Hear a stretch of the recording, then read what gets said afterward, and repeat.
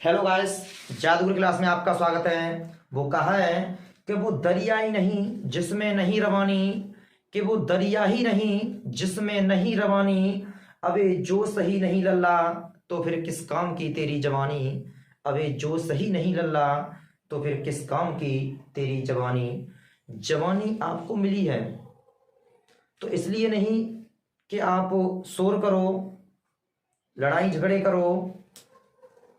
अब जब जवानी मिली है आपको तो माँ बाप के अरमानों को पूरा करने के लिए मिली है।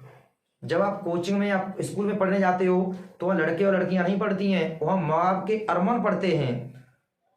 माँ बाप के अरमान होते हैं कि हमारा बच्चा जाके आगे चल के डॉक्टर बनेगा या इंजीनियर बनेगा या मास्टर बनेगा। यानी किसी हर माँ बाप की कुछ ना कुछ अरमान होते हैं अपने बच्चे के लिए। तो अगर आप अपने लिए न पढ़ पाओ तो उन माँ बाप के अरमानों को पूरा करने के लिए पढ़ो, जो कि उन्हें आप पे गर्व है।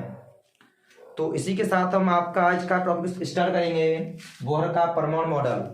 तो रदरफोर्ड ने जो परमाणु मॉडल दिया था, उस परमाणु मॉडल की कमियों को दूर करने के लिए बोहर ने एक अपना परमाणु मॉडल प्रस्तुत किया और कुछ उसमें बात बताई।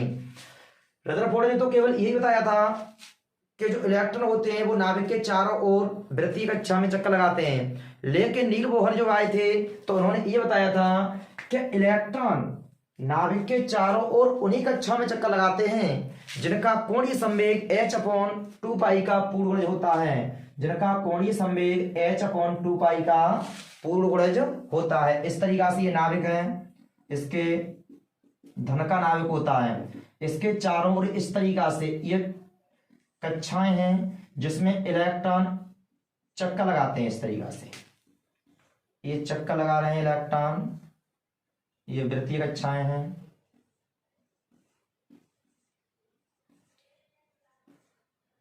तो बोहर ने ये बताया था कि इलेक्ट्रॉन उन्हीं कक्षाओं में चक्कर लगाते हैं जिनका कोणीय संवेग h/2π का पूर्ण गुणज होता है। ये होता है J बराबर h/2π। n क्या है? क्वांटम संख्या है, यहाँ पर पूर्णांक है n। J बराबर आपने 11th क्लास में पढ़ा होगा, J बराबर आई ओमेगा, लेकिन J बराबर आई जड़ तो आगुण होता है यहाँ हमारे स्क्वायर, और कोणीय वेग और एक ही वेग में संबंध पढ़ा होगा आपने, V बराबर आर ओमेगा। यहाँ से अगर हम ओमेगा का मान निकालते हैं ये होता है V/r। तो यहाँ ओमेगा के स्थान पर आएगा आपका V/r, r से r कैंसिल कर दोगे तो J बराबर हो जाएगा MOVr। तो यहाँ रखेंगे MOVr बराबर NH/2π। दूसरा पॉइंट ये बताया था कि जब इलेक्ट्रॉन स्थायी कक्षा में चक्कर लगाते हैं तो वे ऊर्जा का उत्सर्जन नहीं करते हैं। दूसरा पॉइंट बताया था, जब ये इलेक्ट्रॉन अपनी स्थायी कक्षा में चक्कर लगाते हैं, स्थायी कक्षा में चक्कर लगाते हैं तो वे ऊर्जा का उत्सर्जन नहीं करते हैं। तीसरा पॉइंट बताया था, जब परमाणु को बाहर से ऊर्जा मिल जाती है, जब परमाणु को बाहर से ऊर्जा मिल जाती है तो उसमें से कोई स्थायी कक्षा में से कोई इलेक्ट्रॉन अपनी न्यूनतम कक्षा को छोड़कर ऊंची कक्षा में चला जाता है। अपनी न्यूनतम कक्षा को छोड़कर ऊंची कक्षा में चला जाता है। इस अवस्था को उत्तेजित अवस्था कहते हैं। कौन सी अवस्था कहते हैं? उत्तेजित अवस्था। लेकिन जब इलेक्ट्रॉन अपनी ऊंची कक्षा में जाता है तो वहां वह केवल 10⁻⁸ सेकंड तक ही ठहरता है। 10⁻⁸ सेकंड तक ही ठहरता है। और जब पुनः अपनी न्यूनतम कक्षा में आता है तो वह जो ऊर्जा का उत्सर्जन करता है वह करता है वैद्युत चुंबकीय तरंगों के रूप में। वैद्युत चुंबकीय तरंगों के रूप में।